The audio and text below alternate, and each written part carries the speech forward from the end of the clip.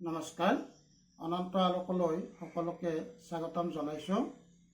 পৰিয়াল সাধাৰণতে দুই প্ৰকাৰৰ, একক পৰিয়াল আৰু যৌথ পৰিয়াল।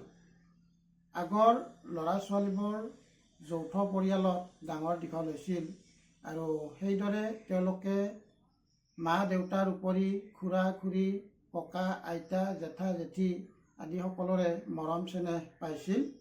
কিন্তু বৰ্তমান সময়ছোৱাত তেওঁলোক যেন এই মৰম চেনেহৰ পৰা বঞ্চিত হৈ আছে। ভাৰতীয় সংস্কৃতিত কনিষ্ঠজনক মৰম কৰা আৰু জ্যেষ্ঠজনক আদৰ সন্মান কৰা পৰম্পৰা অতীজৰে পৰা চলি আহিছে আৰু এই অতীজৰে পৰা চলি অহা শ্ৰদ্ধা ভক্তি আৰু মৰম অক্ষুণ্ণ ৰাখিবলৈ বিদ্যাভাৰতীয়ে চেষ্টা কৰি আহিছে আৰু বিদ্যাভাৰতীৰ অন্তৰ্গত নিকেতনসমূহত সেইবাবে ককা আইতা দিৱস উদযাপন কৰি অহা হৈছে, যাতে বৃদ্ধ কালত ককা আইতাসকল বিপদত নপৰে, তেওঁলোক যাতে নাতিনী নাতিসকলৰ মৰমৰ পৰা বঞ্চিত নহয়, সেই কথা লক্ষ্য কৰিয়েই বিদ্যাভাৰতীয়ে শংকৰদেৱ শিশু নিকেতন বোৰত ককা আইতা দিৱস প্ৰতি বছৰে উদযাপন কৰে। এই বছৰো ককা আইতা দিৱস বিভিন্ন নিকেতনত উদযাপিত হৈ গৈছে।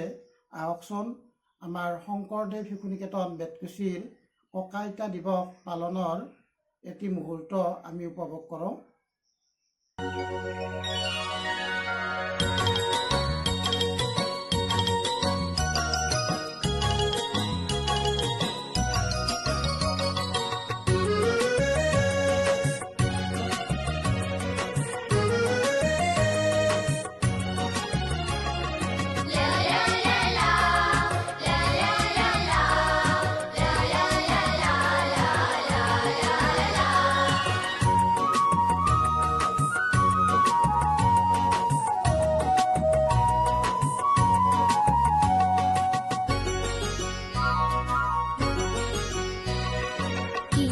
মজা লাগিব